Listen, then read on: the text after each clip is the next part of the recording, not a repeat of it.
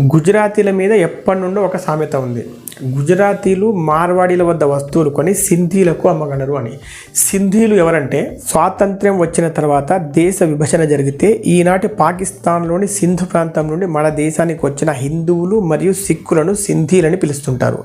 వీరు అన్ని రంగాల్లో కష్టపడి పనిచేశారు. మార్వాడి గుజరాతీలతో సరిసమానంగా వ్యాపార వాణిజ్య రంగాల్లో రాణించారు. హిందూజా, రహేజా ఫ్యామిలీలు, హిరానందరి ఫ్యామిలీ లాంటి వ్యాపార దిగ్గజాలు సింధీ కమ్యూనిటీకి చెందినవారే. ఇక సామెతలోకి వెళ్తే, గుజరాతీలు మార్వాడీల వద్ద వస్తువులు కొని సింధీలకు అమ్మగలరు అని. అంటే మార్వాడీలు ఎలాగూ తక్కువ ధరకు వస్తువులను అమ్మరు, సింధీలు ఎక్కువ ధరకు వస్తువులను కొనరు, అయినా వీరితో వ్యాపారం చేసి లాభాన్ని సంపాదించగలరు అని.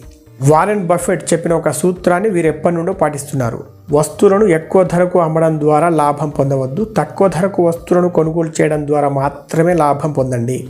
అందుకే గుజరాతీలు ఎల్లప్పుడూ తక్కువ ధరకే వస్తువుల్ని కొనుగోలు చేయడానికి ప్రయత్నిస్తుంటారు.